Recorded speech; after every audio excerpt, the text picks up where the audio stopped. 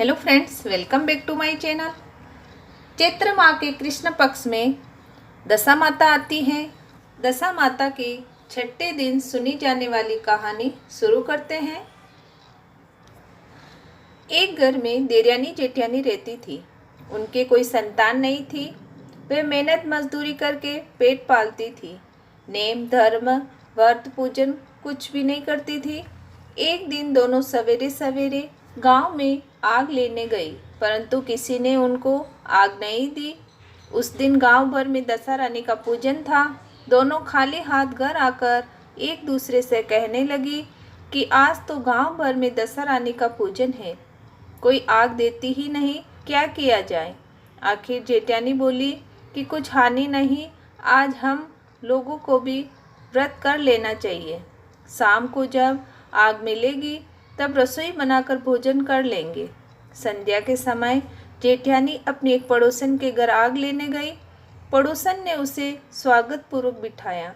जेठानी ने पूछा कि दशा रानी का पूजन करने से क्या होता है।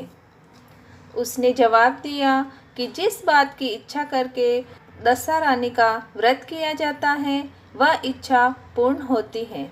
तब जेठानी बोली कि बहन, अब की बार जब दशा माता के व्रत आए तब हमें भी कहना, हम भी दशा माता का व्रत करेंगे और पूजन करेंगे।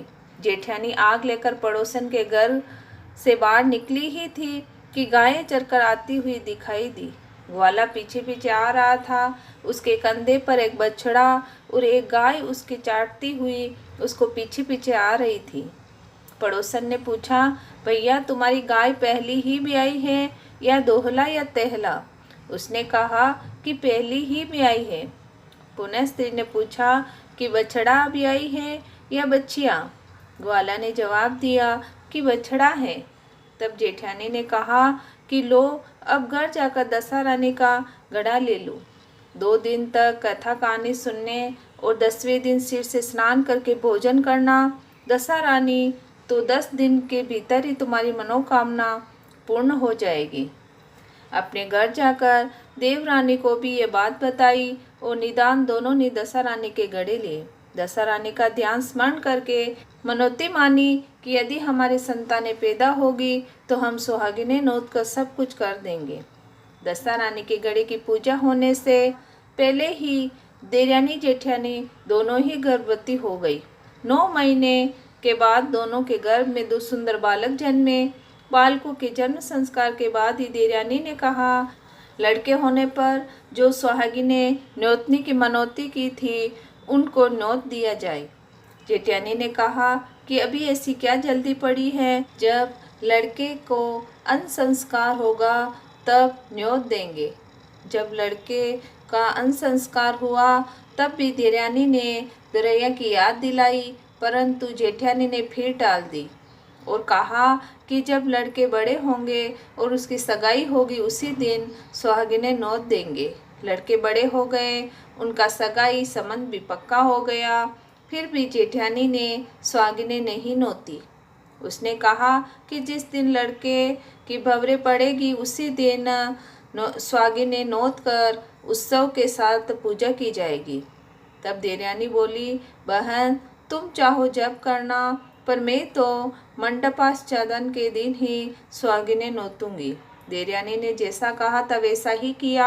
उसने मंडप के दिन ही सुहागिनें नोत दी, परंतु जेठानी ने कुछ भी परवाह न की और मंडपाच्छेदन के बाद मात्र का पूजन करके और बारात सजाकर दोनों दूल्हे ब्याहने के लिए चले। जिस लड़के की माता ने मंडप के दिन सुहागिनें नोती थी उसका तो विवाह बड़ी धूमधाम से पूर्ण हो गया, परंतु जिसकी माता ने सुहागिनें नहीं नोती थी उसको दशा रानी बीच मंडप से हर कर ले गई। दूल्हा को एकदम गायब होते देख वर कन्या दोनों पक्षों में हाहाकार मच गया। उनकी बारात खाली हाथ घर वापस आई। उधर लड़की की माता बड़े संकट में पड़ गई कि अब अधवियाई लड़की किसके सिर मंडी जाए। पास पड़ोस की चतुर स्त्रियों ने लड़की की माता को समझाया। ब्याह का जो सीधा सामान बचा हुआ था उसी लड़की के हवाले कर दिया। लड़की मंगते भिखारी को सदा व्रत देने लगी। एक दिन एक साधु तीर्थ यात्रा करता हुआ उसी गांव की ओर आया। गांव से बहुत दूर घने जंगल में एक बड़ा पीपल का पेड़ था। लोग उस पेड़ के पारस पीपल कहते थे। उसी पेड़ में दशा रानी का निवास था। साधु चलता चलता शाम को उसी पेड़ के नीचे ठहर गया। वहाँ अंधेरा हो गया था। जब दिया बत्ती का समय हुआ तो झाड़ूदार ने आकर उसी पेड़ के पास मैदान में झाड़ू लगाई। फिर रिश्ती में आकर जमीन छिड़की और माली ने आकर फूल बिखेर दिए। तब अनेक देवता अनेक प्रकार की पोशाकें पहने हुए आकर यथास्थान बैठने लगे। सबसे पीछे स्वर्ग से राजा इंद्र का सिंहासन उतरा। उसी के साथ अनेक अप्सराएं साज सवार कर आई और इंद्र के सिंहासन के सामने नाचने लगी। उसी समय दशा रानी उस अदब्याई लड़के को गोद में लिए पीपल के पेड़ से उतरी। इंद्र के साथ साथ स्वर्ग से एक सुरा गऊ भी आई थी। उसने 2 कटोरा दूध दिया।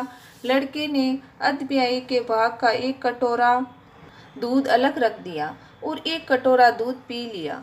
जब तक तमाशा होता रहा, दशा रानी लड़के को गोद में लिए बैठी रही। सवेरा होते होते देवताओं का दरबार भंग हुआ। साधु भी वहां से चलकर गांव में चला गया। वही साधु गांव में भिक्षा मांगता मांगता उसी अद्वितीय लड़के के घर आया। लड़की ने उसके लिए भोजन बनाकर तैयार किया। बाबा जी भोजन करने बैठे तब लड़की ने 3 पतले परोसकर एक को अद्वितीय वर के नाम से अलग सरका दिया। एक पत्तल बाबा जी के सामने परोसी और एक पत्तल उसने सामने रखी। बाबा जी ने अपने आप कहा, जो बात वहाँ देखने में आई थी वही बात यहाँ भी देखने में आ रही है। लड़की ने पूछा, क्या कहा बाबा जी? बाबा जी ने बात बतलाते हुए कहा, हम वैरागी लोग ऐसी अनेक बातें ही कहा करते हैं। तुमको इन बातों से क्या प्रयोजन? तुम तो भोजन करो और भगवान का भजन करो। लड़की हट कर गई। उसने कहा कि जब तक आप उसका भेद नहीं बताओगे मैं भोजन नहीं करूँगी। फिर भी बाबा चुप रहे। तब लड़की बोली कि आप साधु हैं, मैं सती हूँ। आप या तो अपनी बात का भेद बताइए जो आपने कहा है, या मेरा श्राप लीजिए। तब बाबा ने रात का सारा हाल उसे बता दिया। अंत में उसने बाबा के साथ उस पीपल के पास जाना निश्चय किया। बाबा आगे आगे चले, लड़की उसके पीछे पीछे हो ली। बाबा लड़की को पारस पीपल के पास छोड़कर चले गए। जब संध्या हुई तब नित्य की तरह झाड़ूदार ने झाड़ू लगाई, पिस्ती ने जमीन छिड़की, माली ने फूल बिखराए। राजा इंद्र आए, परियों का नाच गान हुआ। उसी समय दशा रानी पीपल से उतरकर दरबार में बैठी। लड़के ने सूरा गाय के दूध लिया और उसने अदब्याई का कटोरा अलग रखकर जो ही अपना कटोरा मुंह से लगाया, त्यों ही लड़की कटोरा हाथ में लेकर वर के सामने आ गई और बोली कि आप भाग लेने के लिए मैं उपस्थित हूँ और जो आज्ञा दी जाए सो सेवा भी करूँगी। तब वह बोला कि मैं इस तरह तुमको नहीं मिल सकता। मैं दशा रानी की सेवा में रहता हूँ। अभी मुझे दरबार में जाकर उन्हीं की गोद में बैठना होगा। यदि तुम मुझको चाहती हो तो दशा रानी को प्रसन्न करके उनसे मुझको मांग लो, तब मैं तुम्हारा हो सकता हूँ। लड़का दशा रानी की गोद में जा बैठा। लड़की अप्सराओं के साथ नाचने लगी। जब सवेरा हुआ तब दशा रानी ने कहा, ये नई नाचने वाली लड़की बहुत नाची है। उसे बुलाकर उन्होंने कहा, मैं तुमसे प्रसन्न हूँ, मांग ले जो कुछ मांगना है। लड़की ने दशा रानी से वचन ले लिया कि जो मांगू सो पाऊँ। तब उसने दौड़कर अपने पति को पकड़ लिया और कहा कि मुझे यही चाहिए। दशा रानी ने कहा, तुम्हें मांगा तो बहुत, परंतु मैं वचन दे चुकी हूँ, इस कारण तेरा वर तुझे दे देती हूँ। राजा इंद्र ने दशा माता से पूछा कि हे भगवती, ये सब क्या भेद है, जरा मुझे भी बताइए। तब दशा रानी बोली, ये लड़का मेरे ही वरदान से हुआ है। इसकी माता ने मनौती मानी थी। जब इस लड़के का जन्म हुआ था तब सुहागिनों को न्योता दूंगी, परंतु उसने आज तक अपना वचन पूरा नहीं किया।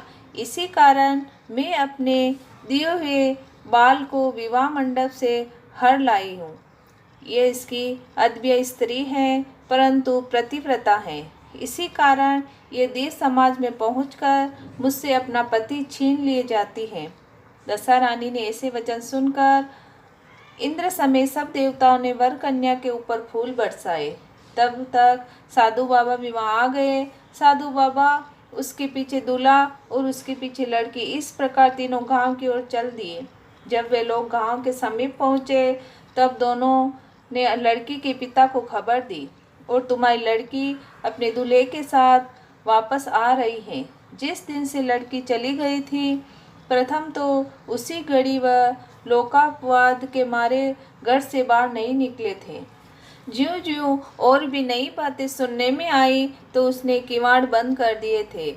उसने समझा लड़की बाबा के साथ साथ आ रही होगी, उसी संबंध में लोग मेरा उपवास कर रहे हैं। किंतु जब गांव के गणमान्य और प्रतिष्ठित लोगों ने भी उससे यही बात कही, तब वह लजाता शर्माता घर से बाहर आया। और जब उसने दरवाजे पर सचमुच लड़की के साथ दामाद को खड़ा देखा, तब वो उसकी प्रसन्नता का पार न रहा। उसने इसी खुशी में बहुत दान पुण्य किया, बधाई बंटवाई, फिर से विवाह की तैयारी की। परंतु लड़की ने अपनी माता से कहा, पहले वर के घर से सुहागिनों को नोत कर बारात यहाँ आनी चाहिए। लड़की के बाप ने लड़के के यहाँ खबर पहुँचाई। वहाँ सुहागिनों को नोत कर बारात चली। बड़ी धूमधाम से दोनों अपने घर गए। तब फिर से लड़के की माता ने सुहागिनें नोती। उसी समय से विवाह के दिन वर के घर सुहागिनें नोतने की चाल चली है। दशा रानी ने जैसे ही सती की दशा फेरी, वैसे ही कथा, श्रोता, वक्ता आदि सभी का कल्याण करे। बोलो दशा माता की जय।